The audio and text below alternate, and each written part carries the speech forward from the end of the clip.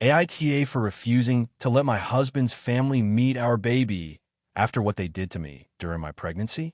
I, 29F, gave birth to my daughter 3 months ago. She's healthy, beautiful, and honestly the best thing that's ever happened to me. But the whole experience of being pregnant and giving birth was overshadowed by the absolute circus that is my husband's, 31M, family. When I met my husband, I knew his family was close. What I didn't realize was that close meant boundary destroying, gossip spreading, emotionally draining, and endlessly opinionated. His mom calls him every day. His sisters have a group chat where they discuss everyone's business, and every single family gathering ends in drama. I grew up in a family that believes in privacy, politeness, and space, so this was a shock. But I love my husband, and he promised he'd set boundaries if it ever got too much. Spoiler, he didn't. When I got pregnant, the in-laws went into overdrive. They started referring to the baby as their baby. Maya told everyone before I was even out of my first trimester, even though I'd explicitly said I wanted to wait. I cried for hours when I found out she'd announced it on Facebook with a caption, "Our family is growing," before I had even told my own grandmother. Things escalated from there. Maya Estiel, 35F, kept calling me the incubator as a joke, even though I told her multiple times that I hated it. And Miles showed up at our house constantly, bringing gifts like baby clothes that said Grandma's favorite and property of Nana. When I asked her to call before coming over, she told me I was being hormonal and rude. Then, when I was about 6 months pregnant, I got put on partial bed rest because of high blood pressure. My doctor said I needed calm, not stress. I told my husband that his family visits were stressing me out and I needed him to handle it. He said he would talk to them. Instead, he told them that I wasn't feeling social, which they interpreted as an open invitation to start dropping off food, calling nonstop, and asking for baby bump photos. I blocked a few of them on social media after they made weird comments about my weight and how pregnancy suits me. The final straw came during my baby shower. My best friend hosted it, and I had made it clear I wanted something small, maybe 10 people. Somehow, Maya Mile got wind of it and decided to help. When I arrived, there were at least 40 people there, most of them from my husband's extended family whom I barely knew. She had taken over everything: decor, games, food, even the cake. She literally replaced the one my friend ordered with one that said, "Welcome, baby Emma," even though we had not told anyone the name yet. I was livid. I left early, crying. When I got home, I told my husband that his family had crossed every possible line. He apologized weakly and said, "They're just excited." I said excitement doesn't mean entitlement. That night, I texted his mom and said I needed space and that we'd reach out when we were ready. She didn't reply, but the next morning, she posted a long Facebook rant about ungrateful women who forget who raised their husbands. After that, I went no contact. My husband was caught in the middle, constantly saying things like they don't mean harm, and you know how they are. But he stopped defending them as much once he saw how my blood pressure spiked every time they were mentioned. Fast forward to the birth. It was complicated, and I ended up needing an emergency C-section. My husband was there, but when we finally got to recovery, he got dozens of missed calls and texts from his family demanding photos and updates. I told him not to respond, and to his credit, he didn't. But when we got home, I saw that his mother had posted a prayer request on Facebook for her poor daughter-in-law who had to have surgery and said she was waiting to meet her granddaughter any day now. 3 months have passed. My husband's family has still not met the baby. They have begged, guilt-tripped, and even sent gifts to our house. I've been polite but firm. I'm not comfortable seeing them yet because I haven't seen any accountability for how they treated me. I said once they can apologize sincerely and respect my boundaries, we can talk. Maya Mile refuses to apologize. She says she didn't do anything wrong and that I'm keeping her grandchild hostage. Estelle texted my husband, saying I'm manipulative and turning him against his family. He's been trying to stay neutral, but lately he's getting frustrated, saying I'm punishing them and that it's time to move on. Last weekend, we argued because he wanted to take the baby to visit them just for a few hours. I said absolutely not. If they can't respect me as a person, they don't get access to my child. He said that's unfair and selfish. I told him that what's selfish is allowing people who disrespected me during my most vulnerable time to swoop in and play doting grandparents without a single ounce of remorse. Now I'm being called controlling by my husband's family, and even a few of our mutual friends have said maybe I should let bygones be bygones. My own family supports me completely, saying that emotional safety and boundaries matter more than appeasing pushy relatives. But I can tell my husband is torn. He loves his family, and I get that. But I can't just forget everything they did. Sometimes I wonder if I'm taking it too far. I know people make mistakes, and I know family dynamics are complicated. But every time I think about Emile announcing my pregnancy, calling me names, or turning my shower into her event, I feel that same sick knot in my stomach. It's not just about forgiveness. It's about trust. I don't trust them to respect me. And until that changes, I can't hand them my daughter and pretend everything is fine. So here I am, exhausted, hormonal, and maybe still angry, wondering if I've gone too far. My husband thinks I'm holding on to resentment. His family thinks I'm cruel. I think I'm just protecting myself and my baby. AITA for refusing to let them meet her? If you enjoyed the video, don't forget to leave a like and subscribe to the channel. It helps the content grow and motivates me to create even more great videos. Turn on notifications so you don't miss any new uploads. By the way, I'm curious, when do you usually watch my videos? While working, studying, or just relaxing at home? Let me know in the comments. I'd love to hear from you. Thank you for your support. AITA for refusing to let my sister's kids move into my house after she lost hers. Even though I have plenty of room, I, 33F, bought my first home last year after years of saving. It's a modest 3-bedroom house in a quiet neighborhood.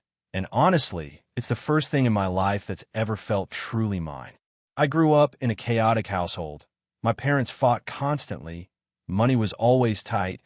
And I was always expected to help take care of my younger sister, Melanie, 29F. Melanie has always been the free spirit type. She dropped out of college, moved in with different boyfriends, had her first child at 21, and now she's a single mom of 3 kids, 8M, 5F, and 2F. I love my nieces and nephew, but Melanie has a habit of assuming that other people will pick up the pieces when things fall apart. And things always fall apart. For years, I helped her with bills, childcare, groceries, everything. Whenever she got behind on rent, she'd cry and tell me her kids didn't deserve to go hungry or be homeless, and I'd cave. I even let her stay in my apartment for 2 months back in 2020 when she got evicted. She promised it would be temporary, but it turned into a nightmare. Her kids trashed the place she never cleaned, and when I finally told her she had to leave, she called me heartless. So when I finally got this house, I made a silent vow. I was going to have boundaries. I was going to live like an adult, not a backup plan. Fast forward to last month. Melanie called me sobbing that her landlord had sold the rental house and given her 30 days to vacate. She didn't have the money for a new deposit, and every place she looked at was too expensive. She asked if she and the kids could stay with me, just until she got back on her feet. I hesitated. She said she'd take the kids' room, and I could just use the spare bedroom for my stuff. I reminded her that I use one room as my office since I work from home, and the other is for guests or eventually maybe a child of my own if I decide to have one. She said I was being selfish and that family comes first. I told her no. She didn't take it well. She screamed that I was turning my back on her and that her kids might end up in a shelter because of me. I offered to help her find a rental or pay for a motel for a few weeks, but she called me a monster and hung up. Since then, my mom has been blowing up my phone. She says Melanie and the kids are staying in her tiny 2-bedroom apartment temporarily, but it's too cramped. My mom says that since I have a house all to myself, it's cruel not to share. I reminded her that Melanie's pattern never changes. She moves in, doesn't contribute, and expects everyone else to fix things. My mom said that's what family does, that not everyone has it together like you do. I asked why it's always me expected to sacrifice, and she said it's because I don't have kids, so I don't understand. To make things worse, Melanie started posting vague stuff on Facebook about how some people only care about money and not blood. A few family members commented things like, "You'll find out who's really there for you when you're down." One cousin even messaged me saying I should be ashamed. Here's the part that makes me wonder if I really am the asshole. I do have space. Technically, she and the kids could fit. And yes, I could afford to help her. But I can't shake the memory of what happened last time. She didn't pay for food, didn't clean, let her kids draw on my walls, and then made me the villain when I enforced my boundaries. I told her that if she could sign a written agreement, like a short-term lease with a move-out date, rules about cleaning, and contributing to utilities, I'd reconsider. She said, "You're my sister, not my landlord," and accused me of treating her like a stranger. Now my family is split. Half of them say I'm right for protecting my peace. The other half says I've forgotten where I came from. My mom even said she's disappointed that I've let money harden my heart. I don't see it as about money. It's about peace, stability, and not being emotionally drained again.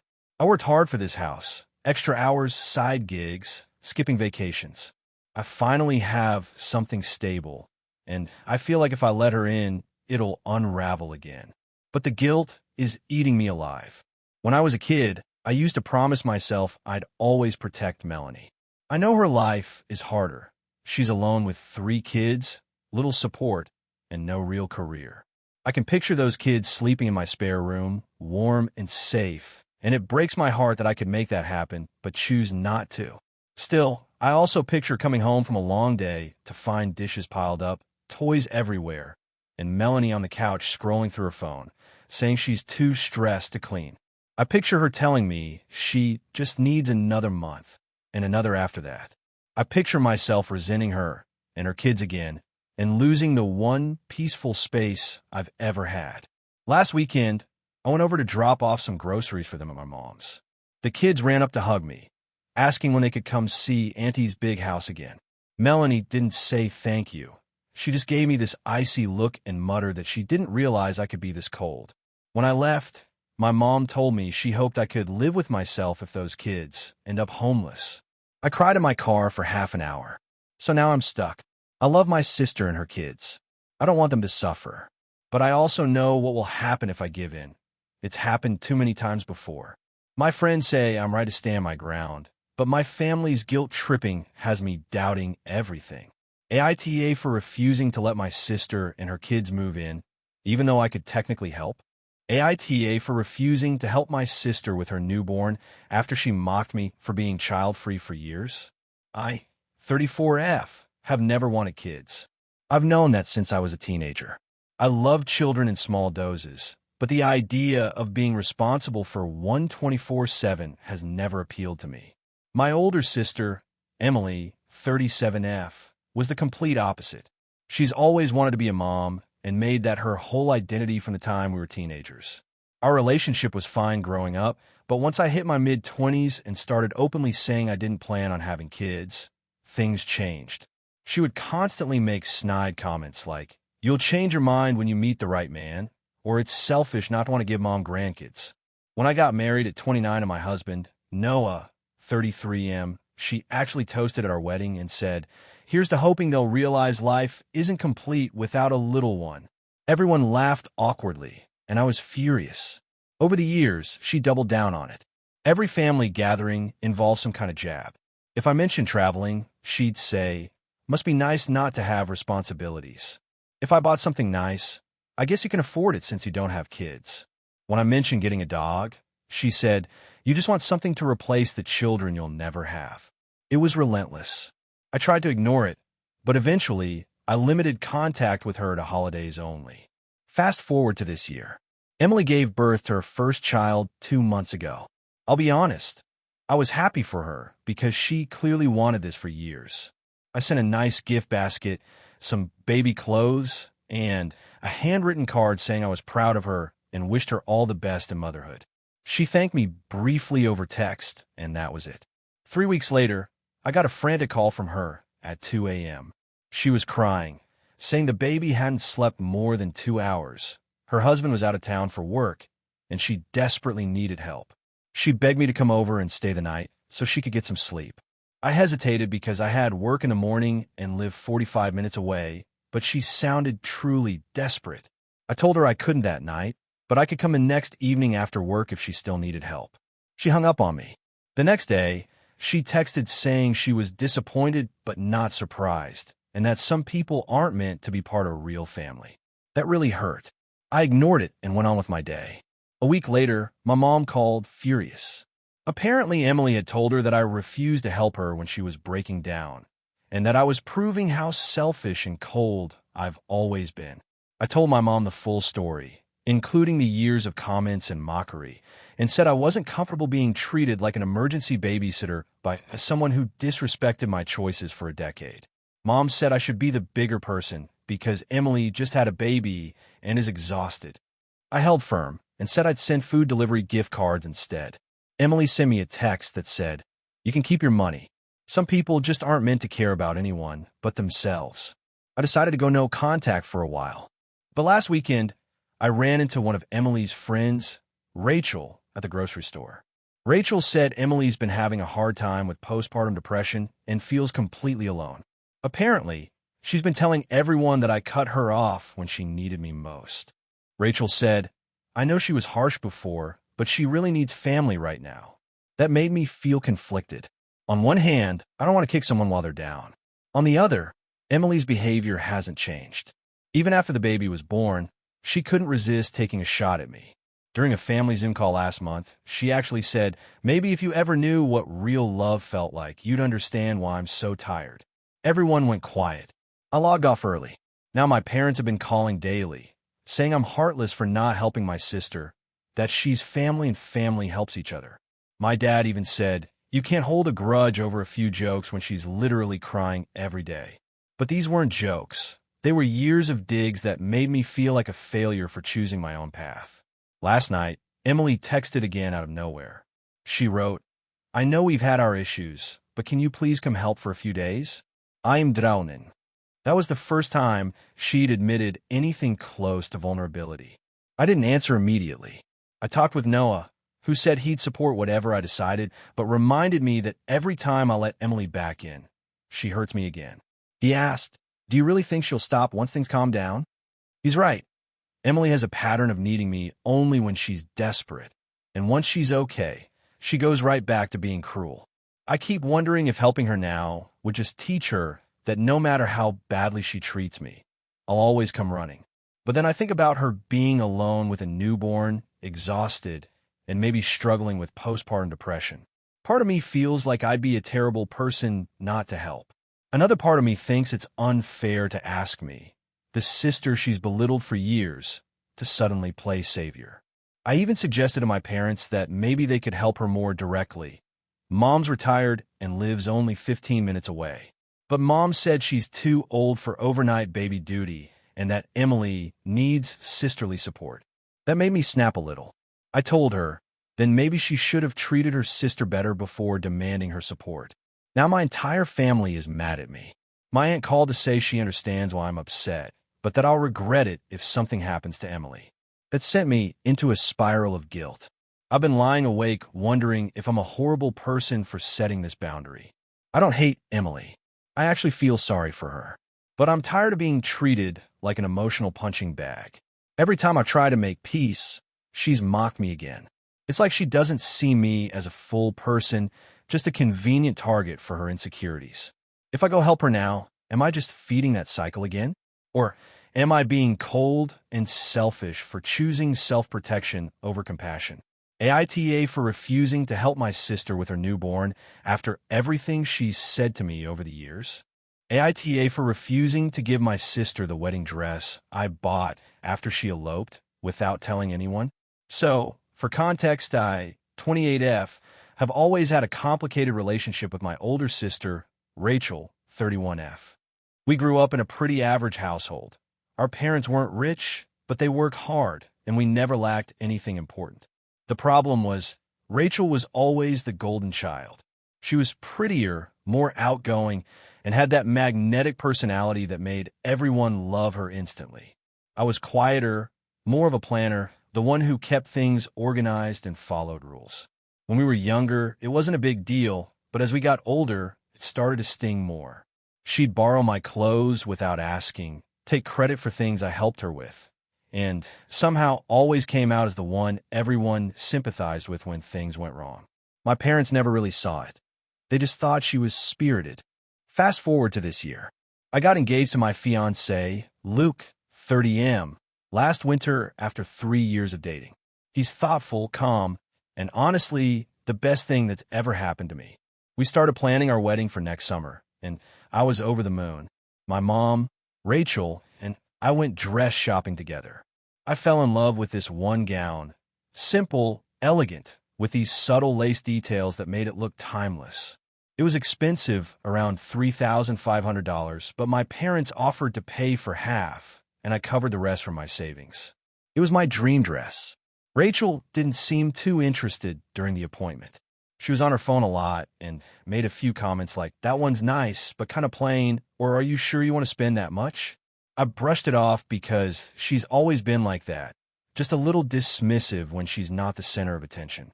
A few weeks later, Rachel and her boyfriend, Dan, 33M, went on a weekend trip to Vegas. They'd been together for about 2 years, and we all liked him well enough.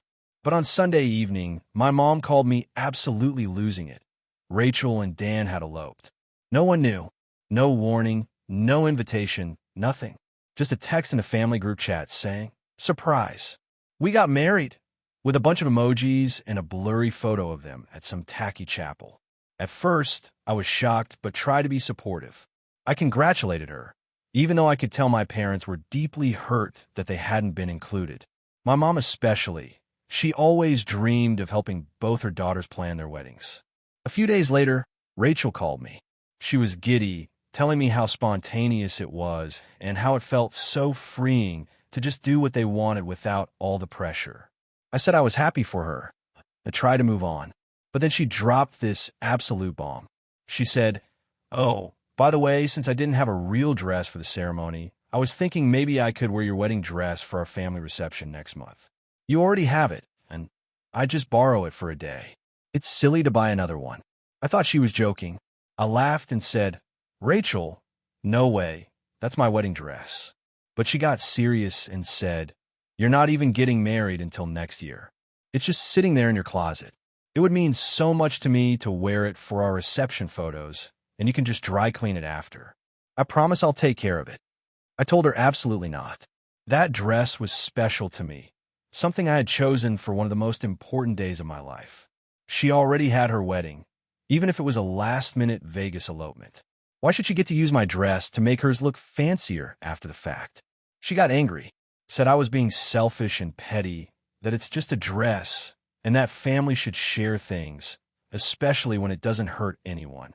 She even tried to guilt-trip me by saying she didn't have the money to buy something nice for her reception since she and Dan spent more than they planned in Vegas. I told her that wasn't my problem and that she made her choices. I reminded her that she didn't even tell us she was getting married, and now she wanted to use the dress I paid thousands for? No. That night, my mom called me crying, saying Rachel was devastated and felt like I was punishing her for eloping. I tried to explain that it wasn't about punishment. It was about boundaries. My dad actually sided with me, saying Rachel made her bed, but my mom kept insisting I should be the bigger person and let it go. Then Rachel went full dramatic mode. She posted on Facebook about how some people care more about material things than family memories, and how not everyone understands the importance of sharing love and support. She didn't name me directly, but everyone knew. I had relatives messaging me asking what happened, some saying I should just let her wear the dress for one day. The final straw came when Rachel showed up at my apartment 2 days later, unannounced, asking to see the dress one more time. I told her no and didn't let her in. She started crying in the hallway, saying I was cruel and jealous because she got married first. Jealous of her, the same sister who stole my clothes, my attention, and now wanted to steal my wedding moment too. I closed the door on her, and she called me a cold-hearted through the door before leaving. Now the family is split. Half think Rachel's being ridiculous. The other half think I should have just given in to keep the peace. My fiancé says I did the right thing, and that if she can't respect my boundaries over something this important, that's on her. But I can't lie. It's causing tension everywhere. Rachel hasn't spoken to me in over a month, and our mom keeps saying I should fix it because sisters shouldn't fight over a dress. But it's not just a dress to me. It's a symbol of my moment, my turn to be celebrated, and she can't seem to stand that it's not about her this time. So here I am, wondering if maybe I'm being too stubborn. Maybe it is just fabric at the end of the day. But part of me knows that if I gave in now, it wouldn't end there. She's always pushed my boundaries, and every time I let it slide, it just taught her that I'll cave if she cries hard enough. AITA for refusing to let my sister wear my wedding dress after she eloped without telling anyone. AITA for refusing to let my sister bring her emotional support dog to my wedding even though she says I'm discriminating against her anxiety. So I, 29F, am getting married in a few weeks to my fiancé, Luke, 31M. We've been together for 6 years, and we're both pretty low-key people. Our wedding is going to be small, about 70 guests, mostly family and close friends. We rented a private estate that has a big garden and a glass pavilion for the reception. It's not some massive fancy event, but we wanted it to be elegant and comfortable. Enter my older sister, Mia, 33F. Mia and I have always had a complicated relationship. She's the kind of person who tends to make everything about her, even when it's clearly not the time or place. She's struggled with anxiety for years, and while I absolutely empathize with that, she tends to use it as a reason to get her way in almost every situation. A couple of years ago, she got a small golden doodle named Waffles, and she insists he's her emotional support dog. He's not a service animal, no formal training, nothing like that. She just registered him online as an ESA, which is basically just paperwork anyone can fill out. Waffles is cute, sure, but he's also not well-behaved. He barks constantly, jumps on people, steals food, and sheds like crazy. My parents let her bring him to family gatherings, which always end up revolving around keeping Waffles from eating off the table or peeing inside. When we started planning the wedding, our venue contract made it very clear, no pets allowed. It's a historical property, and they don't even allow animals on the grounds except trained service dogs. I told Mia this months ago, assuming she'd understand. But of course she didn't. A few weeks ago, she texted me asking if I had made arrangements for Waffles. I told her again that pets aren't allowed and that it's a strict rule from the venue, not just me. She immediately got defensive and said I was invalidating her mental health and that she couldn't attend the wedding without Waffles because he keeps her calm in stressful situations. She said being in crowds triggers her anxiety and that I'm being cruel for prioritizing aesthetics over her well-being. I told her that while I understood her anxiety, the rule isn't negotiable. I even offered to set up a quiet area away from the main crowd where she could step out and decompress if she got overwhelmed. I also suggested she bring her therapist or a close friend to support her instead. But she said that wasn't good enough. She needs Waffles. Then she went nuclear. She called our parents crying, saying I'm excluding her from my own wedding because she's different. My parents call me to just let it go and make an exception for family. I told them that even if I wanted to, I legally can't. The venue has insurance rules and fines for bringing animals. My mom said, "Who's going to find out? Just say he's a service dog." That made me so uncomfortable because 1, lying about that feels wrong, and 2, the venue staff are trained to ask for documentation for real service dogs, and ESA papers don't count.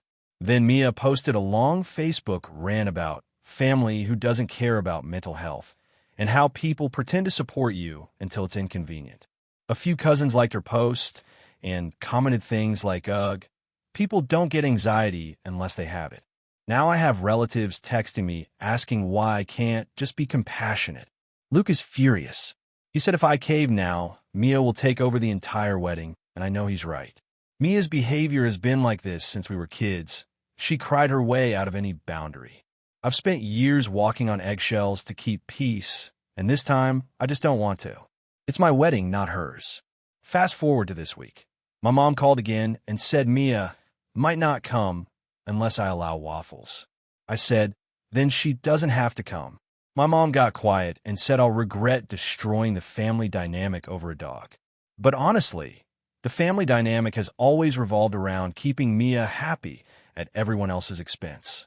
Yesterday, Mia sent me a text saying, if you really cared about me, you'd make this small accommodation. You're choosing a venue over your sister. I didn't respond. I'm exhausted from trying to reason with her. Now she's telling people I uninvited her, which isn't true. She chose not to come if her dog isn't allowed.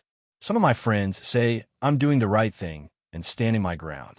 Others think I should just let her bring the dog and assign someone to watch him during the ceremony. But I can already see that being chaos. The dog barking, shedding, maybe running through the flowers or jumping on guests in their nice clothes. It would completely ruin the tone we've worked hard to create. To make it worse, my parents are threatening not to attend either because they can't support a wedding that excludes their daughter. My dad doesn't even like the dog, but he hates conflict more than anything, so he's just siding with whoever yells the loudest. Luke says he's ready to get married, even if it's just us and our friends, but I hate that this has become such a dramatic mess over something that should be straightforward. Part of me wonders if I should have just rented a different venue to avoid this, but honestly, I know Mia would have found another reason to make it about her.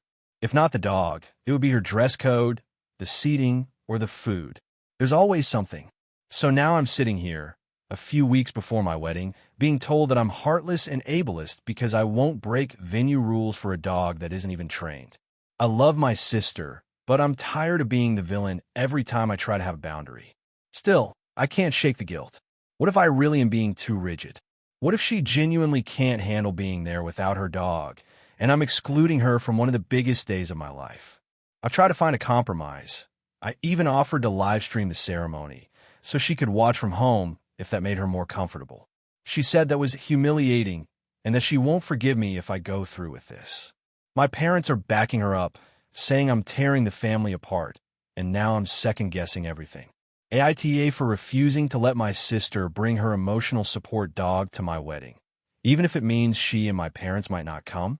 AITA for refusing to take my sister's kids trick-or-treating after she volunteered me without asking. I'm a 29-year-old woman, and I live in a quiet suburban neighborhood. My sister, Megan, is 33 and has 2 kids, Dylan, 8, and Chloe, 6. I don't have children, and to be honest, I've never really been the kid person in the family. I love my niece and nephew, but I enjoy seeing them in short bursts, birthdays, holidays, occasional visits, not being their babysitter or default childcare option. Every year, my neighborhood goes big for Halloween. We're talking full decorations, themed houses, even one neighbor who sets up a fake haunted maze in his garage. I love the atmosphere, and my tradition has always been to hand out candy with a few friends, sip some hot cider, and admire the creativity. I even dress up, not in a scary costume, but something fun like a witch or pirate. It's my favorite night of the year. This year, my sister and her husband, Jake, were invited to a Halloween party hosted by one of his coworkers. It was adults only, fancy costumes, catered food, the whole thing. About a week ago, Megan called me and said, "Hey, thanks so much for taking the kids trick-or-treating this year. You're a lifesaver." I was like, wait, what? Taking them? What did I agree to that? She laughed and said, "Oh, come on. You love Halloween. It'll be so much fun for you. Jake and I never get to go out anymore, and the kids are excited to go around your neighborhood. You always talk about how it's the best place for trick-or-treating." I told her that while I do love Halloween, I'd already made plans with friends to hand out candy. Megan said, "You can still do that another year. You know how much the kids adore you. It's just one night." I said I wasn't comfortable being volunteered without being asked. I reminded her that her kids can go around their own neighborhood, and if she wanted a sitter, she should have asked, not assumed. She said she'd already told Dylan and Chloe that Annie was taking them, and that backing out now would devastate them. I stood my ground and said I wouldn't do it. She got angry and accused me of being selfish. She said she and Jake rarely get to have adult time, and that I was being cruel for making it harder for them to go out. I told her that wasn't fair. She had a whole week to find a babysitter, and I wasn't going to cancel my plans because she decided to volunteer me without consent. For the next few days, she sent me passive-aggressive texts, pictures of the kids' costumes, messages like they can't wait for Halloween night with you, or Chloe picked out extra candy to share with you. It was clear she was trying to guilt me into changing my mind. Halloween night comes around. My friends and I are on my porch with decorations, music, and candy. I'm dressed as a vampire queen, and everything is going perfectly. Around 6:30 p.m., Megan shows up in full party makeup, Jake dressed as a zombie groom, with the kids in costume. She says, "Okay, we're off. They've eaten dinner and should be good for a few hours. Thanks again." I stood up and said, "Megan, I told you I wasn't doing this. You need to take them with you or go back home." She tried to hand me Dylan's plastic pumpkin. Jake muttered something like, "Just let her have fun, Meg," but she ignored him.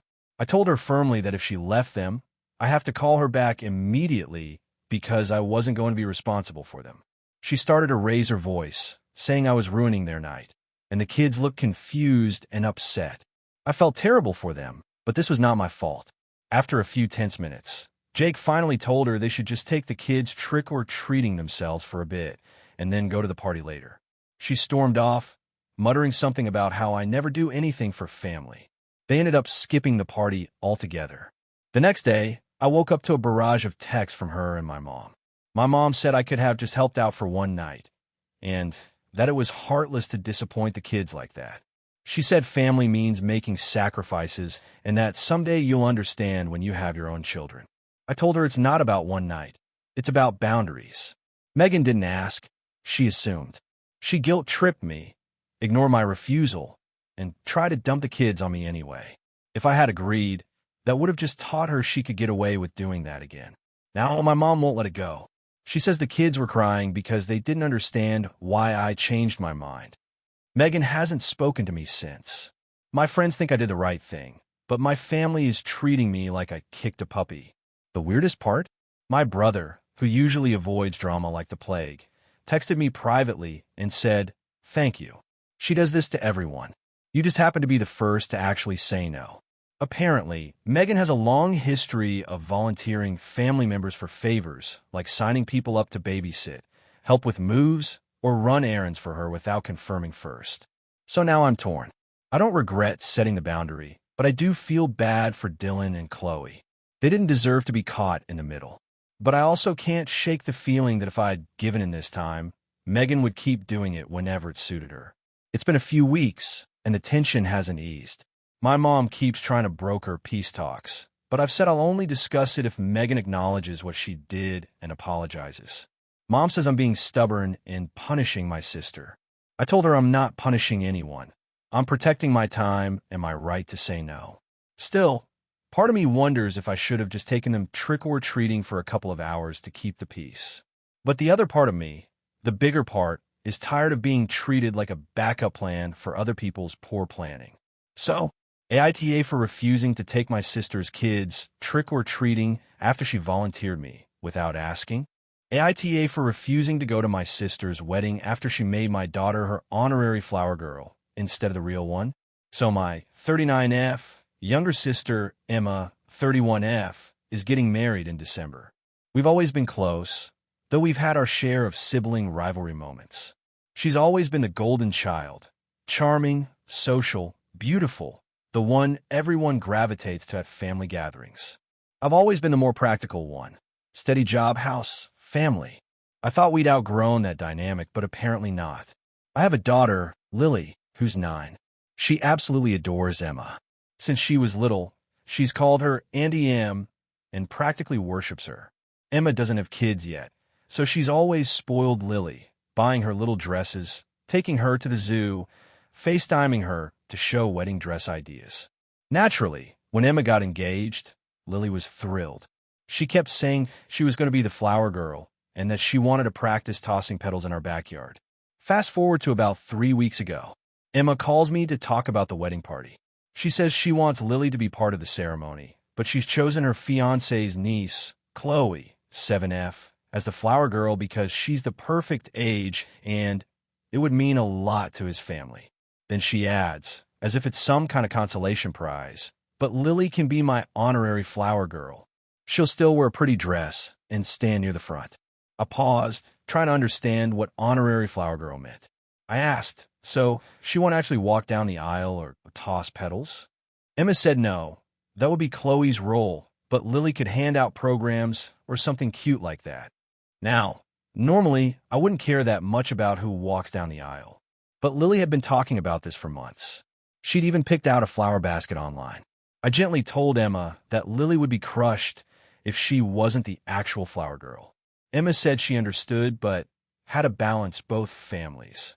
When I broke the news to Lily, she cried for almost an hour. She asked what honorary meant and if that meant she wasn't good enough. I tried to comfort her and explained that weddings can be complicated, but I could tell she was devastated. The next day, I called Emma again and asked if there was any way they could have two flower girls. I even said I'd pay for Lily's dress myself. Emma said she'd think about it, but a few days later she texted saying they decided to keep things simple with just Chloe. That's when things started to sour. Lily told me she didn't want to go to the wedding anymore because she felt embarrassed. She said she didn't want to just stand there and hand out papers. I told Emma this, and she accused me of putting ideas in Lily's head. She said it was selfish to make the wedding about us, and that Lily should be grateful to be included at all. At that point, I'd had enough. I told her I wouldn't force my daughter to attend something that made her feel excluded.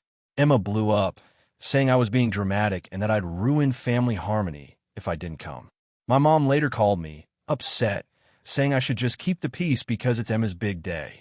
I told her that peace shouldn't come at my kids' expense. A week later, Emma sent me a long message about how disappointed she was in me. She said she'd always imagined I'd be her matron of honor and spirit, but instead I was making it all about my child. I reminded her that my child was her niece, a little girl who'd been led to believe she had a special role and then got demoted like it was nothing. Emma said I was guilt-tripping her, and that if I didn't attend, she'd consider it a betrayal. Now my whole family is divided. My parents think I'm overreacting. My dad says kids forget these things and that Lily will move on.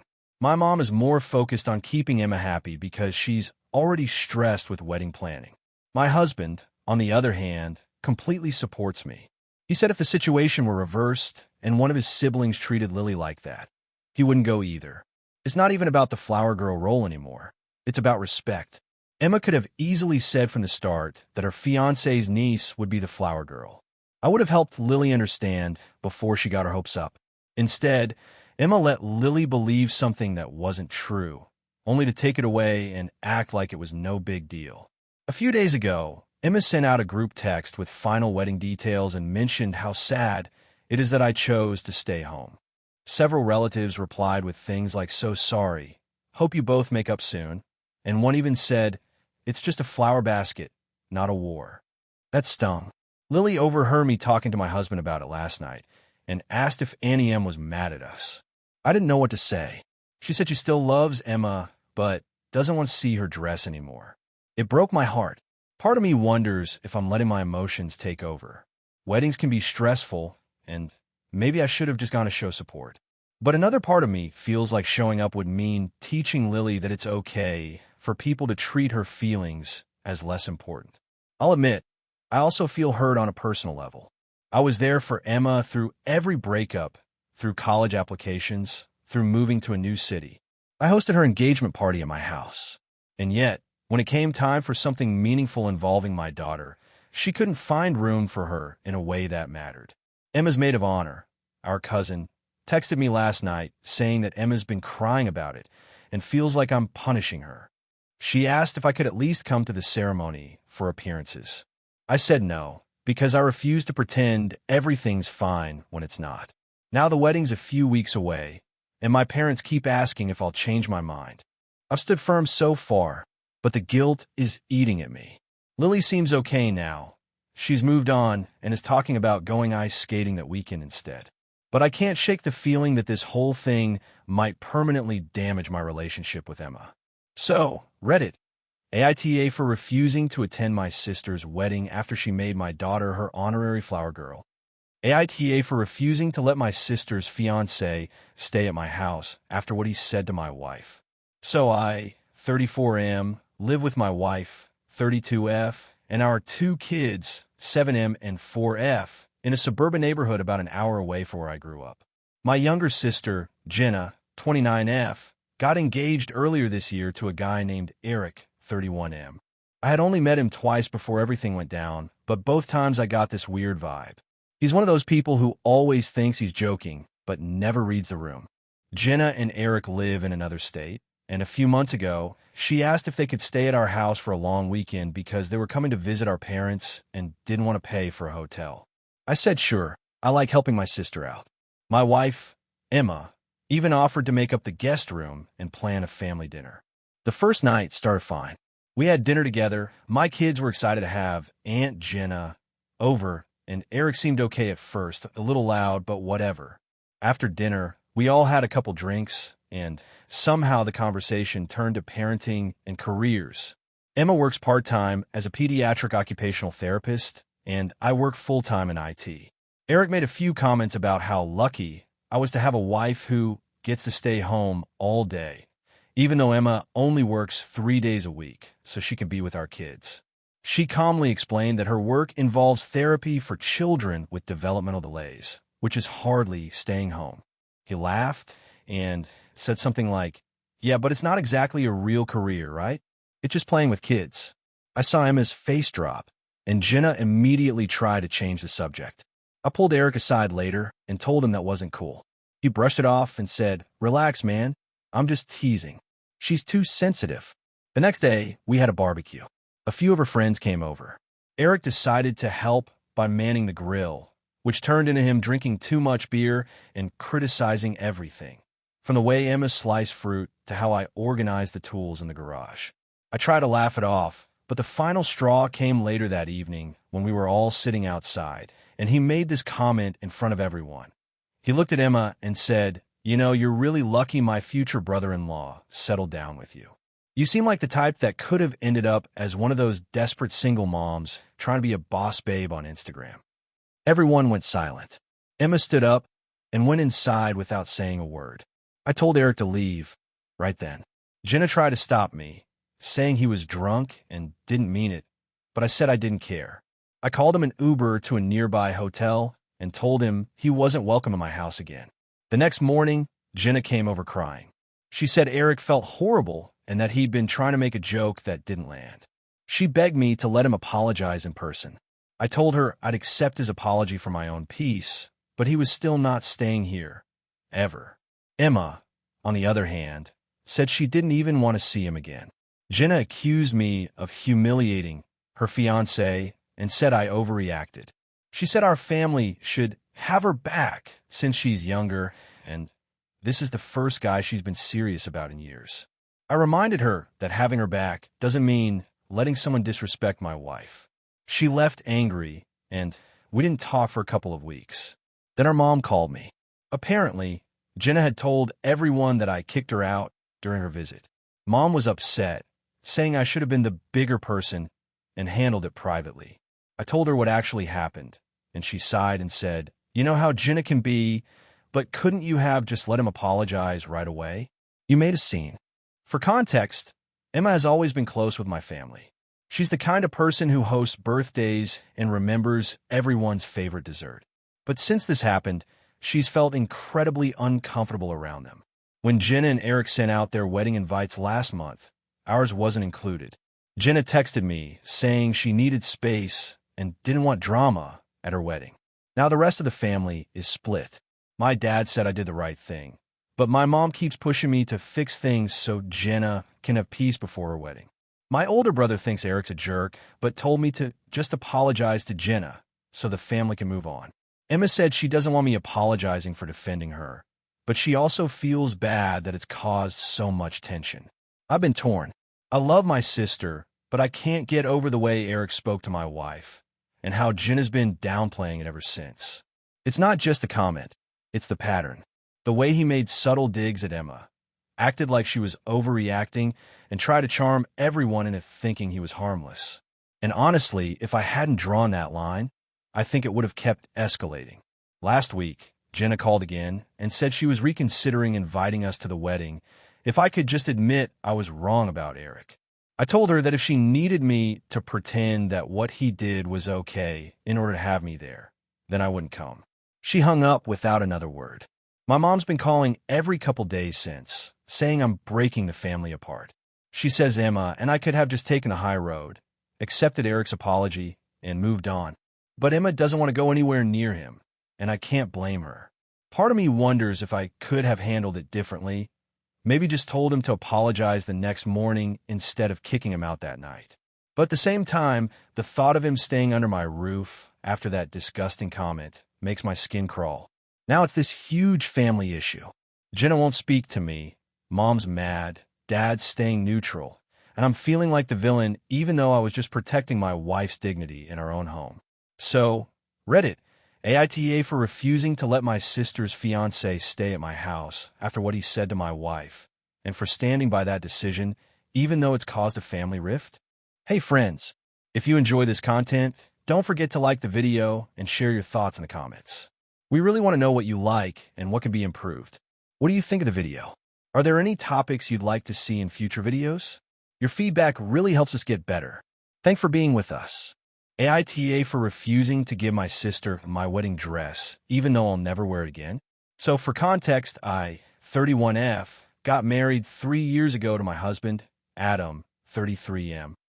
Our wedding was small, but beautiful. It wasn't fancy, but we made it very us, a rustic barn venue, lots of wildflowers, a live band playing folk music. The whole day cost less than $8,000, but my one splurge was my dress. I found it in a boutique, not a designer gown, but it cost $1,200, which was a lot for me back then. My mom and I spent an entire day trying dresses, and when I tried this one on, she cried. Like full tears. It felt like a special moment. I love that dress. Simple satin with a lace back and a small train. I felt beautiful in it, and it reminded me of one of the few times my mom and I really connected before she passed away last year. I had the dress professionally cleaned and boxed after the wedding. I never really planned on selling it because it had sentimental value.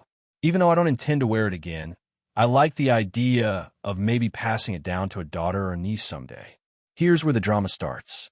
My younger sister, Bella, 27F, got engaged in July. She and her fiancé are planning a spring wedding next year. Money's tight for them. She's in grad school, and he's just started a new job. I was thrilled for her and offered to help where I could. Decorations, DIY projects, etc. About 2 weeks ago, Bella asked if she could borrow my wedding dress. She texted me something like, "It would mean the world if I could wear your dress. It's so beautiful, and you're done with it anyway." I hesitated, but told her I'd think about it. Later, I opened the preservation box to look at the dress again, and when I held it, I started crying. I realized I wasn't ready to part with it. Not just because of sentimental reasons, but because it was mine. That day, that memory, that version of me, it all lived in that dress. So, I called her and gently told her no. I explained that it's very special to me, especially since Mom was there when I bought it, and I want to keep it as a memory. I even offered to help her find something similar, and said I'd pitch in $300 toward her own dress. She went completely cold. She said she couldn't believe I was being selfish over a piece of fabric, when she's struggling financially and when I don't even have a daughter to pass it to. That stung. I told her that wasn't fair. It's not about practicality, it's about sentiment. She hung up on me, and later my dad called. He said Bella was upset and crying, saying she thought I wanted to help her have a nice wedding. But apparently my generosity stopped at something that doesn't even matter to me anymore. Dad said, "Come on, you wore it once. She just wants to make a family memory too." I told him that if it were just about sharing, I'd be happy to lend her anything else. But the dress is different. He sighed and said he understood, but wished I'd compromise for family harmony. A few days later, Bella posted a wedding planning photo dump on Instagram. One of the captions said, "Some people care more about things than people.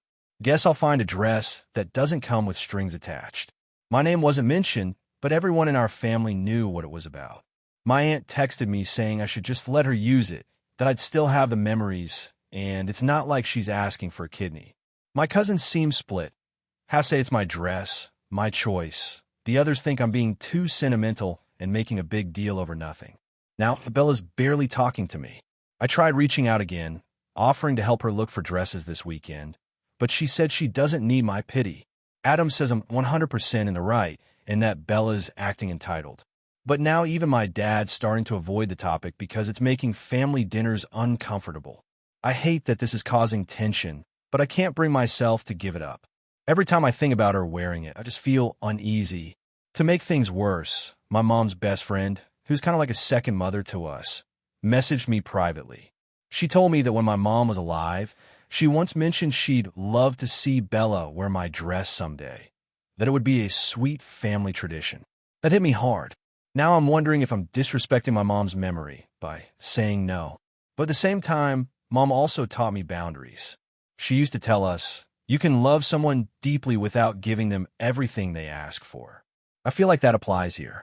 Bella's fiancé even texted me, politely, saying he understands it's emotional for me, but asked if I'd reconsider just for the ceremony. They'd have it cleaned and returned right after. I told him I appreciated his tone, but my answer's still no. He just replied, understood, and didn't say anything else. My family's divided. My husband's family, who are much more private, think it's absurd that anyone would ask for a wedding dress in the first place. My dad's side thinks I'm overreacting and ruining Bella's joy. I feel awful because she's my sister, and I do want her to have a wonderful wedding. But it feels like she's making me choose between protecting something deeply meaningful and being the good sister. And it hurts that she can't seem to respect that boundary without turning it into an insult. To be clear, I'm not rich, but I did offer her $300 for her own dress. That's not nothing. And it's not like I'm hoarding the dress for resale value.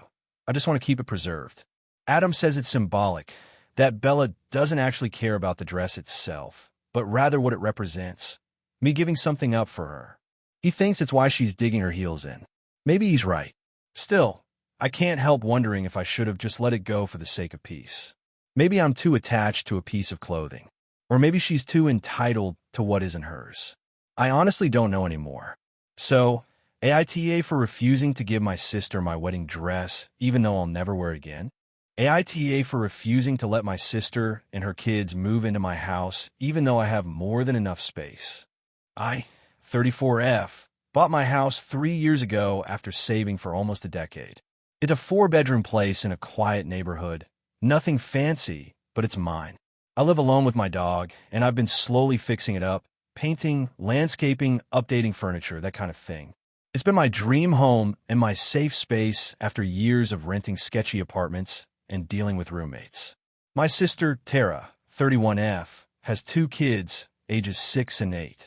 She's always been the more impulsive one between us. I'm the responsible, cautious planner, and she's the live-in-the-moment type. We were raised by a single mom who did her best, but Tara learned early on that if she cried or made a big enough scene, someone would step in to help her. I don't say that to be cruel. It's just a pattern that's repeated our whole lives.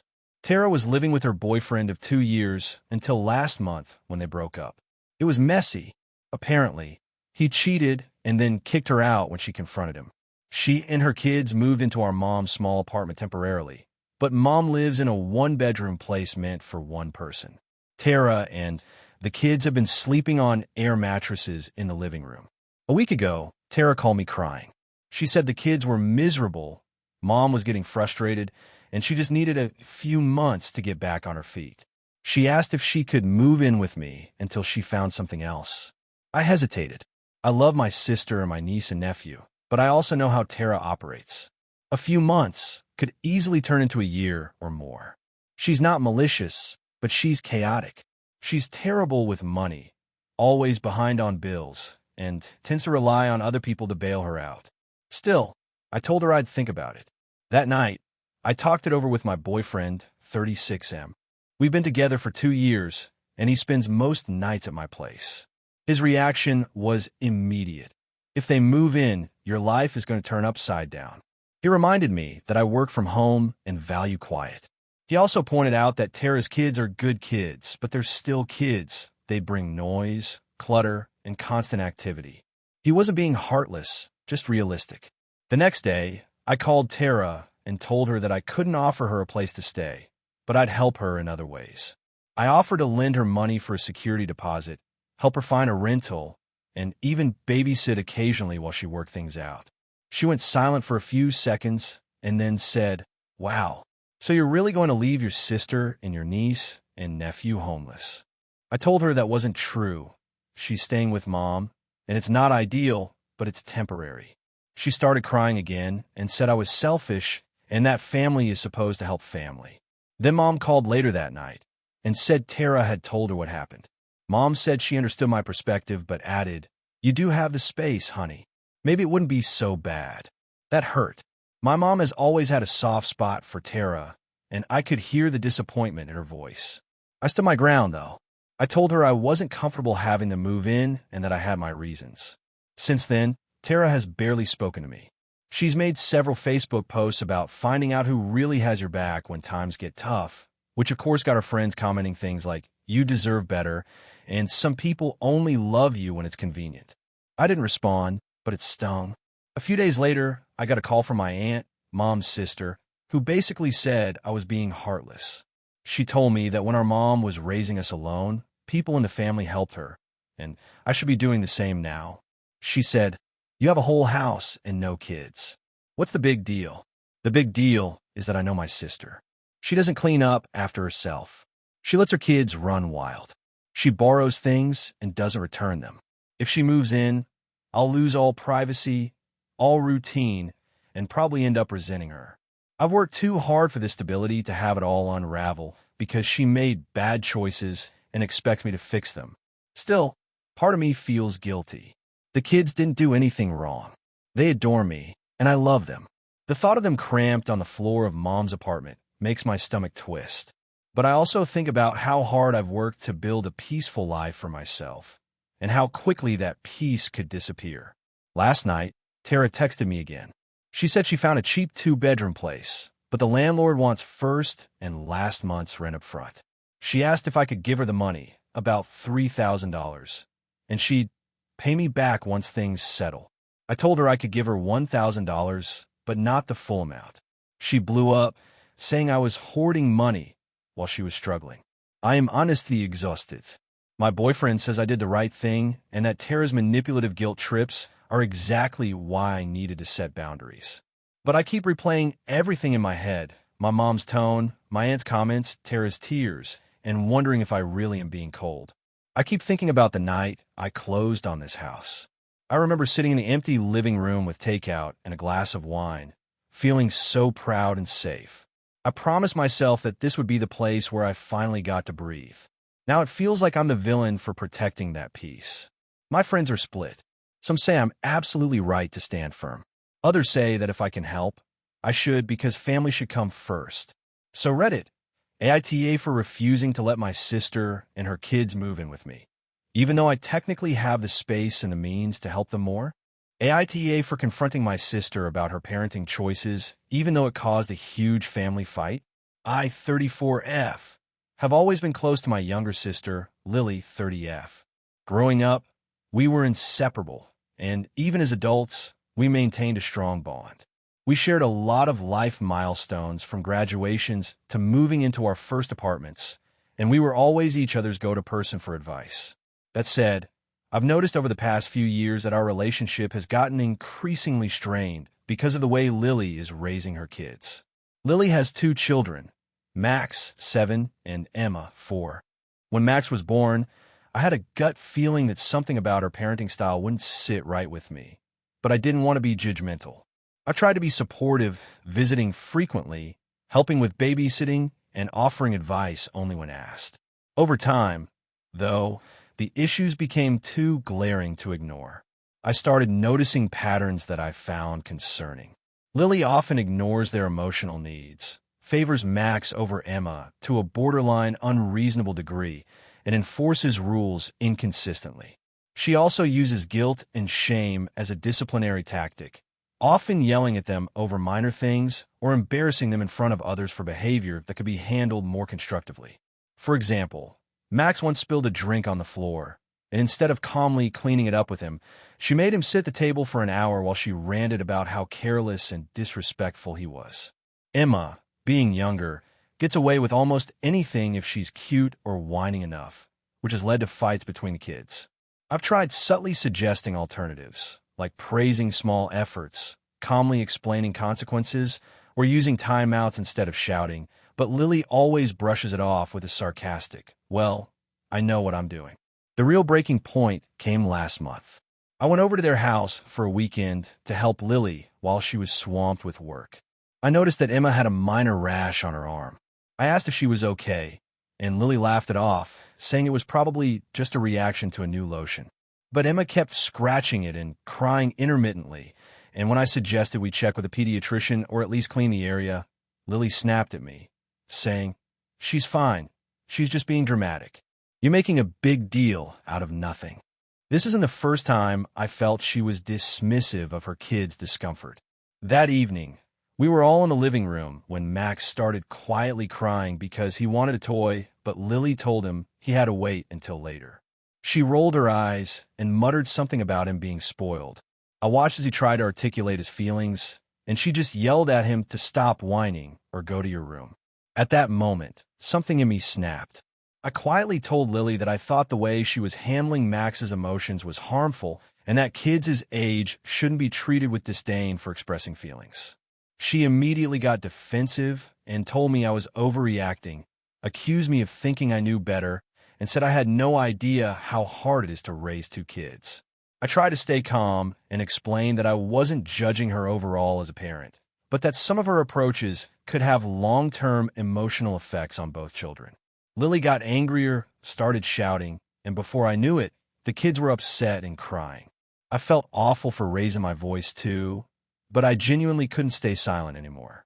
She accused me of trying to take over her parenting, which I honestly wasn't, and stormed out of the room with the kids. I stayed behind to clean up and gather my thoughts, but I could hear her yelling at them in the next room, which broke my heart. The following day, I called my parents to explain what happened, hoping they might help mediate, but they were divided. My mom was sympathetic and agreed that some of Lily's actions were harsh, but my dad said I overstepped my boundaries and shouldn't interfere in her household. Later, Lily stopped speaking to me altogether, and when I tried texting her to apologize for raising my voice, but reaffirming my concern for the kids' well-being, she accused me of trying to make her look like a bad parent to everyone and blocked me on social media. Even some extended family members started taking sides, with a few saying I should have minded my own business. I know that parenting is personal and that ultimately it's Lily's choice, but I also feel responsible for saying something when I saw behavior that could negatively impact her children. I didn't insult her or her parenting overall. I try to focus on specific actions and their consequences. At the same time, I can see how my comments might have felt like criticism rather than concern. I'm torn because I still care deeply about Lily and her children, but I don't want to ignore things that could harm them. I haven't spoken to her since, and I don't know how to repair the relationship, or if I should even try. So, AITA for confronting my sister about her parenting, even though it caused a massive fight and she's now avoiding me. AITA for refusing to let my sister move into the house I inherited, even though she says our parents would have wanted us to share it. So a little background. I, 32F, grew up with my sister Emily, 29F, in a pretty normal suburban family. Our parents were great people, but they definitely had a favorite, and it wasn't me. Emily was the golden child. She was the cheerleader, the cute one, the one who could do no wrong. I was the one who stayed up late, doing homework and getting straight, as while she got praise for showing up to class on time. Typical older sibling, overachiever versus younger sibling, social butterfly dynamic. Despite that, we were close when we were little. I used to cover for her when she snuck out, helped her with homework, lent her money when she needed it. I thought that was just what sisters did. But as adults, the imbalance never really went away. Emily went to college for a bit, but dropped out after 2 years because, in her words, it just wasn't for her. She's been in and out of jobs since then, retail, bartending, nannying, and she tends to move in with boyfriends or friends whenever she can't afford rent. Meanwhile, I finished school, built a career as a software engineer, and bought my own place. I've been financially stable for a while now, but I've always been careful about it because I didn't come from money. Our parents passed away last year, within 6 months of each other. It was brutal. They were both in their early 60s, and I was the one who handled everything: the hospice care, the funeral planning, the estate, all the paperwork. Emily was around emotionally, but she wasn't much help when it came to logistics. I didn't hold it against her. Grief hits everyone differently. When the will was read, I was surprised. The house we grew up in, a 3-bedroom place that had been paid off for years, was left to me. Not to both of us, just me. My parents had written it that way explicitly. Emily got some savings and a car, but the house was solely in my name. The lawyer explained that they discussed it with our parents multiple times, and this was their final decision. Emily was visibly shocked. She didn't say much at the time, but I could tell it hurt her pride. I tried to be sensitive about it, offering to let her stay with me for a few weeks while she figured out her next move. She thanked me, but declined, saying she'd rather live with her boyfriend at the time. Fast forward to 6 months ago. Her boyfriend broke up with her, and she's been struggling financially ever since. She called me, crying, saying she couldn't make rent, and asking if she could move into the house for a while. Here's the thing, I don't live there full time. I kept it as a secondary property because I work remotely and sometimes stay there for peace and quiet. It's also kind of my emotional connection to our parents. I've been slowly renovating it, preserving some of their touches while updating things. I told her I'd think about it, but I wasn't comfortable with her moving in indefinitely. When I hesitated, she got defensive. She said, "It's our family home. Mom and Dad would want me to have a place to stay too." I told her that I didn't disagree with the emotional sentiment, but legally and practically, the house is mine. I reminded her that I've already been helping her out financially for years, covering part of her car repair, loaning her money she never paid back, etc. I also said that if she wanted a stable place to live, maybe we could find an apartment together that she could afford, or I could help her budget and plan. She blew up at me. She accused me of being selfish and hoarding the family home. She said I didn't understand what it was like to struggle and that I was letting money and a piece of paper come between family. She then called our aunt and a few mutual friends to complain, and now several people are saying I'm being heartless. They're all saying the same thing. It's just sitting there half the time. Why not let your sister stay? The part they don't see is how chaotic Emily can be. She's messy, unreliable, and constantly surrounded by drama. She has a habit of inviting people over without asking and borrowing things that never come back. I've seen her burn bridges with roommates before because of it. I'm terrified that if I let her move in, even temporarily, I'll never get her out, and that the house my parents trusted me with will turn into a revolving door of her friends and bad decisions. To make matters worse, she texted me last week saying she's already told her landlord she's leaving and asked when she could move her stuff in. I told her I never agreed to that, and she needed to find somewhere else. She accused me of kicking her out onto the street and blocked me on everything except email, where she wrote this long message about how disappointed Mom and Dad would be in me. I've been losing sleep over it. Part of me feels like I'm betraying my sister by not helping when she's clearly struggling. But another part of me feels like I've spent my entire life cleaning up her messes, and this is just the biggest one yet. The house is more than a piece of property. It's the only thing I've left of my parents, and I want to protect it. I've offered to pay for her security deposit if she finds a new place, and even cover the first month's rent to give her a head start. She says she doesn't want my charity. She just wants what's rightfully hers. It's become this massive rift in the family. Our aunt says I'm breaking the family apart by clinging to legalities. A few cousins have quietly told me they understand my side, but they won't say anything publicly because they don't want to get dragged in. Last night, Emily showed up at the house while I was there, unannounced, with a car full of boxes. She said she had nowhere else to go. I told her she couldn't move in. She sat on the porch, crying for half an hour before driving away. Now I feel like the worst person alive. But here's the part that keeps replaying in my head. Our parents knew how Emily was. They knew her patterns. They could have left the house to both of us, or to her, or sold it and split the proceeds. They didn't. They left it to me, specifically. Maybe they trusted me to make the right decisions, not just for myself, but for the memory of what that home meant to them. Still, every time I picture my sister sleeping in her car or crashing on a friend's couch, I feel like maybe I've gone too far. Maybe I should just let her stay for a few months until she gets back on her feet. But then I remember that a few months with Emily always turns into years, and promises always turn into drama. So, Reddit, am I the asshole for refusing to let my sister move into the house I inherited, even though she insists our parents would have wanted me to share it with her? AITA for refusing to let my sister's partner move in after he got evicted? 28F. have always considered myself pretty easygoing when it comes to family. I have a small apartment in the city that I love, and my family knows they can always drop by for dinner, coffee, or just to hang out. I try to help my family when I can, but I also have boundaries I've spent years figuring out. Recently, though, I found myself in a situation that I think might make me the asshole, and I need some perspective. My younger sister, Lily, 26F, has been dating her boyfriend, Tom, 27M, for about 3 years. On the surface, they seem fine. She's always talking about him, and they live together in a small rented apartment. However, Tom has always had some financial instability and a habit of borrowing money or living a bit beyond his means. I've met him a handful of times, and while he's not rude, he's definitely high maintenance and somewhat entitled. A couple of weeks ago, I got a panic call from Lily. Tom had been evicted from their apartment due to not paying rent for 3 months, and the landlord had given him a 2-week notice to leave. Lily, despite being aware of the situation, hadn't mentioned it to me at all until he was literally on the streets. She asked if Tom could stay with me temporarily while he figured things out. I paused before answering. I live in a 1-bedroom apartment. I have a job that keeps me busy, and I value my personal space and routine.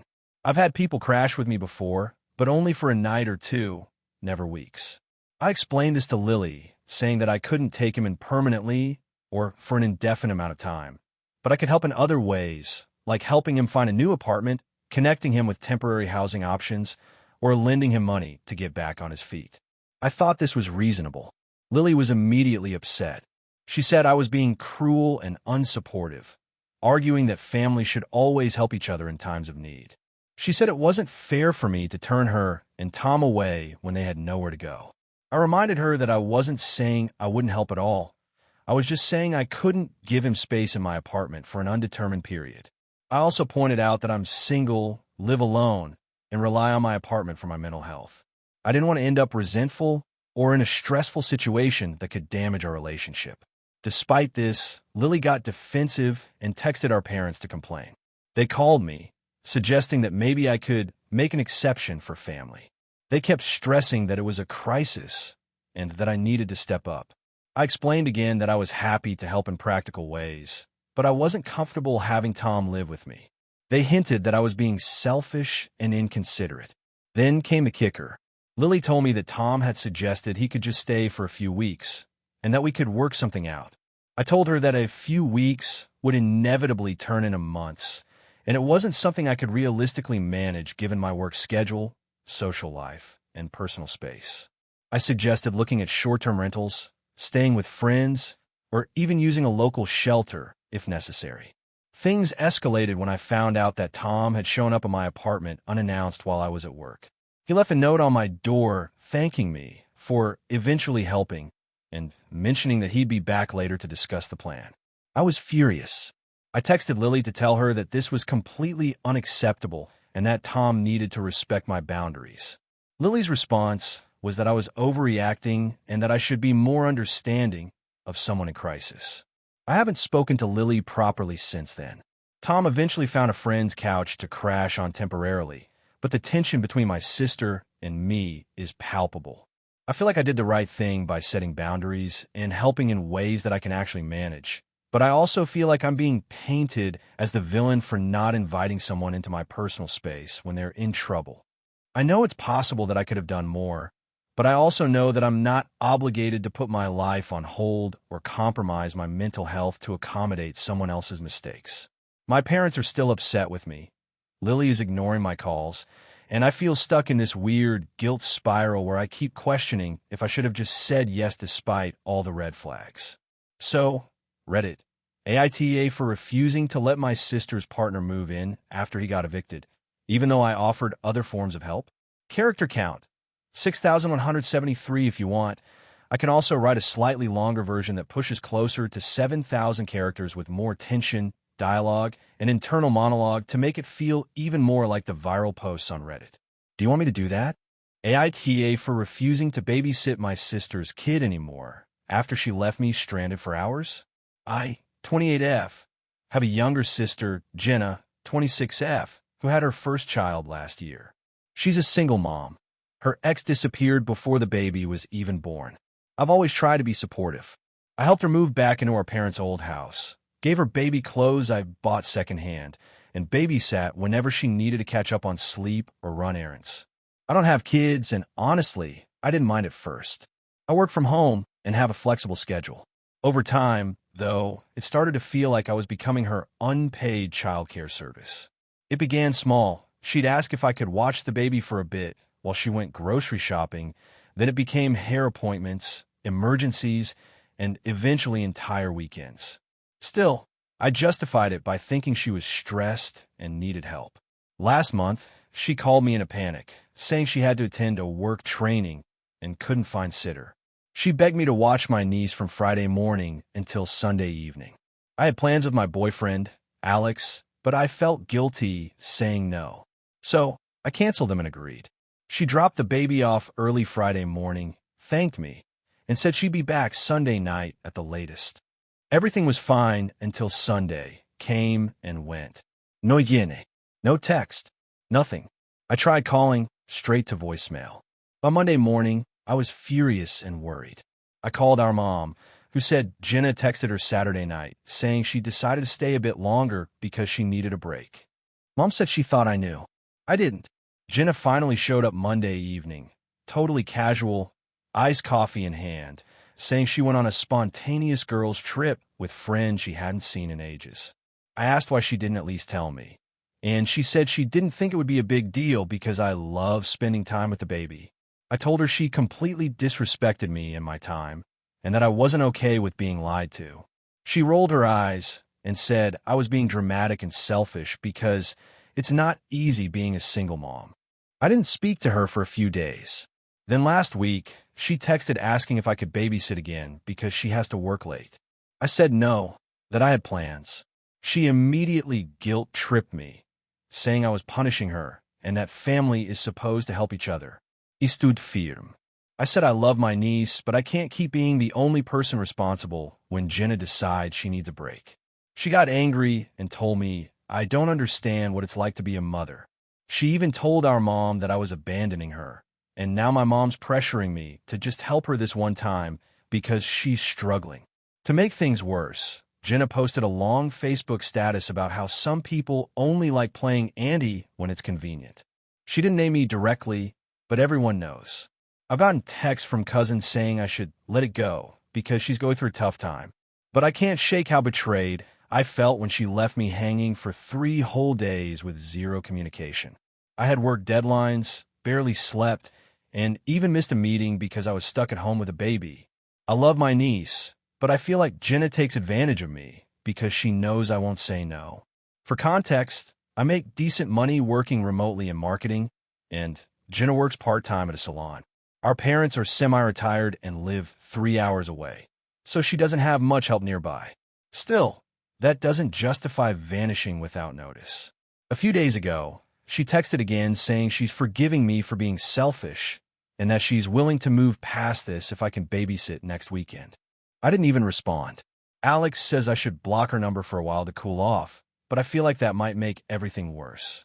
Now my mom's telling me that sisters should support each other no matter what, and that I'm turning my back on family.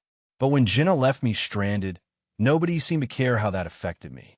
To add insult to injury, I found out that her work training was actually a beach trip with 2 old friends. She posted photos on Instagram a few weeks after the fact. When I confronted her about lying, she said she didn't think I'd help if I knew the truth. That's the part that really broke my trust. I'd understand if she needed mental health time or was honest about needing a break. But instead, she manipulated me and made me feel guilty afterward.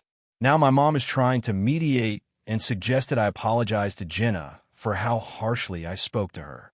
Apparently, Jenna told her I yelled at her and called her a bad mom, which isn't true. I told her she was irresponsible and inconsiderate, but I never insulted her parenting. I've been replaying everything in my head because I genuinely don't want to be cruel, but I also don't want to be taken advantage of anymore. It feels like no one sees how much this situation affected me. They just see a single mom and assume she's automatically in the right.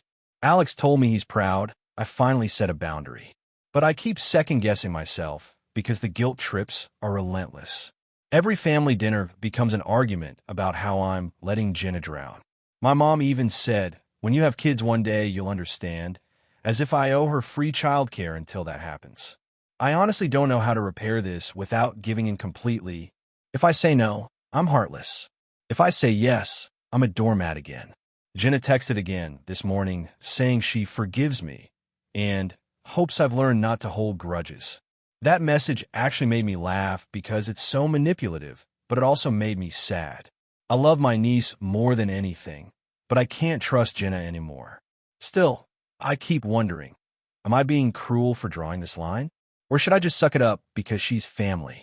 AITA for refusing to babysit my sister's kid anymore after she left me stranded and then try to guilt trip me?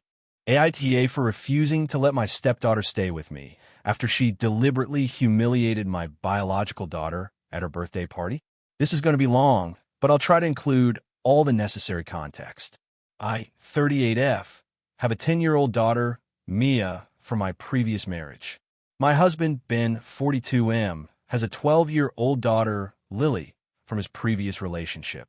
Mia and Lily have had a complicated relationship ever since we got together 6 years ago.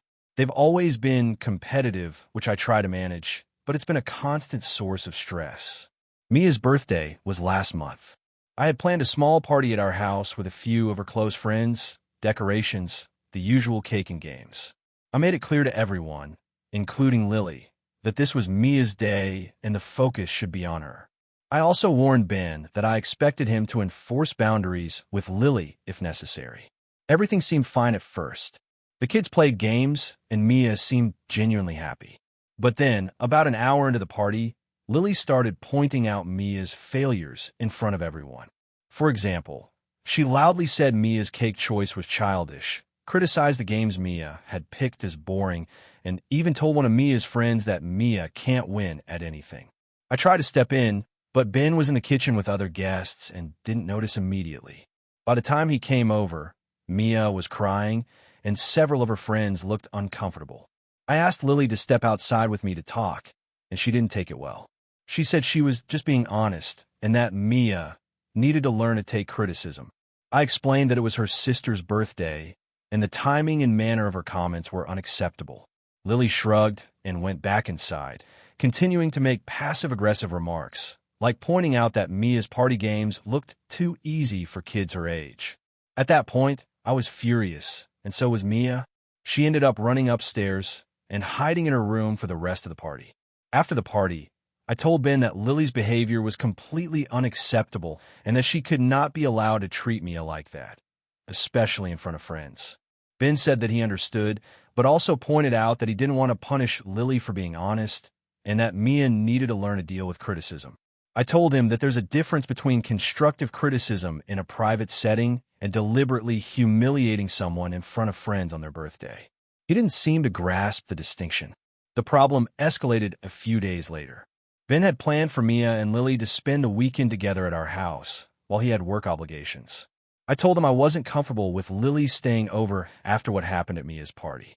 Ben argued that it was unfair to punish Lily for a single incident and that she had apologized, even though it wasn't a sincere apology, and she basically said, "Sorry if you felt bad." I told him that it wasn't just one incident. Lily has a history of trying to make Mia look bad in front of others, but I was willing to let them interact under supervision, just not have her sleep over. Ben got upset and said I was being unreasonable, that Mia should learn to share space with Lily, and that I was favoring my child too much. I said I wasn't favoring anyone. I was prioritizing my daughter's emotional safety. He accused me of being controlling and of creating a divide between the girls. We argued for over an hour, and it ended with Ben saying he would talk to Lily about it, and I needed to calm down. The weekend came, and Lily still stayed over, despite my protests. At first, things were fine, but by Saturday afternoon, Lily started making snide comments again. She kept comparing Mia to other kids at school, bragging about her own achievements, and purposefully putting Mia down in front of friends who had come over to play. Mia got increasingly upset and eventually refused to join the group games. I intervened several times, and each time, Lily either ignored me or acted like she was the victim. By Sunday, I had enough. I told Ben that Lily needed to go home immediately and that I couldn't allow her to continue this behavior. He got extremely defensive and said I was overreacting and sabotaging their relationship. Lily started crying, claiming that I was mean and that she didn't do anything wrong. Ben finally took her home, but the tension in the house didn't resolve. Mia was extremely relieved but still shaken, and I was fuming. Afterward, Ben started giving me the silent treatment and made a few passive-aggressive comments about me playing favorites and not giving Lily a chance. My friends and family are split. Some say I did the right thing by standing up for my daughter, while others say I'm too controlling and should let the kids work things out. Even Mia, who is usually very outgoing, admitted that she doesn't like how her birthday ended and felt safe when Lily was gone. I feel strongly that I'm protecting my child from emotional harm, but Ben thinks I'm being unfair to Lily. I don't want to escalate this further, but I also don't want Mia to be traumatized or anxious around her stepsister. I've suggested family therapy multiple times, but Ben keeps putting it off. So, Reddit, AITA for refusing to let my stepdaughter stay at our house after she humiliated my daughter at her birthday party. Character count, 6,408. AITA for refusing to let my sister's boyfriend live with us, even though she claims it's just temporary. I, 28F, have always been the responsible sibling. I live alone in a small apartment that I managed to buy after years of saving, and I love my independence. My sister, Emma, 25F, has always been a bit more chaotic. She moves frequently, struggles to hold a steady job, and tends to lean on other people when things go wrong. Normally, I'm supportive, but I also have boundaries. A couple of weeks ago, Emma called me in panic. Her boyfriend, Dan, 27M, had kicked her out of his apartment after a minor argument. I don't know all the details because Emma tends to dramatize things, but she painted a picture where she was a victim of some cruel, irrational decision by him. She begged me to let her and Dan stay at my place just until they get back on their feet. I immediately said no to both of them. I explained that I have a small apartment, and it's really only big enough for one person comfortably, and having both of them would feel like a major invasion of my space. She begged and pleaded, saying it would only be for a few days, and I reluctantly offered that Emma could stay by herself if she needed to sleep somewhere safe, while she figured things out, but I would not host Dan. This, unsurprisingly, did not go over well. Emma called me selfish, saying I was punishing her for a situation that wasn't her fault and that Dan is practically family. She even said I was being petty because I had been dating someone in the past who lived with me for a few weeks, and she had stayed over sometimes. So how could I turn down someone she loves? I tried to explain that those were different circumstances. My boyfriend had been my partner for a long time, and the arrangement was temporary and mutually agreed upon. But she wasn't hearing it. A few days later, Emma started sending me long messages detailing all the ways I owe her support, and then she guilt-tripped me by saying that if I refused to let Dan stay, it would probably ruin her relationship. She also brought up how I never helped her financially when she had money problems, and I replied honestly that I've helped her in the past, but I'm not comfortable letting someone move in just because she's in a fight with her boyfriend. The situation escalated when Emma started posting subtweets and vague Instagram stories hinting at my cruelty. I haven't posted anything in response because I want to avoid a public drama spiral, but her friends started messaging me, asking if I'm really refusing to help her in her time of need. I tried to explain that help doesn't mean forcing someone into my home. Emma eventually came to my apartment unannounced. I was working from home that day, and she showed up with Dan and a couple of suitcases. She said she thought I would soften up if she showed up in person. I politely told her that this was not happening, and I asked them to leave. Dan got defensive, saying I was cold and ungrateful because I had helped him before when I lent him money for car repairs last year. I told him that lending money temporarily and giving someone a place to stay are very different things, and again, I was not comfortable hosting him. Emma started crying and said I was breaking her heart and that I was acting like I didn't care about family. I will admit that part of me felt bad seeing my sister upset, but I also felt stressed because she left a mess in my hallway and Dan kept pacing and arguing. I finally asked them to leave multiple times, and when they didn't, I called my neighbor to ask them to make a noise complaint if things got worse. Eventually, they left, but the tension in my apartment lingered for days. Since then, Emma has barely spoken to me, except through passive-aggressive texts. She keeps saying that families should help each other, and I keep reiterating that I helped when I could, but there's a difference between helping and allowing someone to move into your home indefinitely. She also accused me of being controlling because I set boundaries around who can live with me. Dan sent me a text thanking me for staying out of the way and implying that Emma will be thinking long and hard about my refusal. I've been feeling really torn. Part of me wants to apologize because I hate seeing my sister hurt, but another part of me thinks I was completely within my rights to say no. I don't want to enable a pattern where Emma expects me to solve every personal crisis, and I'm also worried about my own mental health and comfort at home. I also think Dan might not be a great influence. I've met him a few times, and he seems controlling and manipulative, which might explain why Emma is so desperate. My friends are divided. Some say I'm being a responsible adult and setting healthy boundaries, and others say I should have just said yes to avoid family drama. I feel guilty because I want to help my sister, but I also feel resentful that she thinks my apartment and my life are a free resource for anyone she's dating. So, Reddit, AITA for refusing to let my sister's boyfriend live with me, even temporarily? Thank you for watching until the end. If you enjoyed this video, don't forget to like and subscribe to the channel so you won't miss new videos also. Leave a comment. I'd love to hear your thoughts. Your support and engagement mean a lot to me.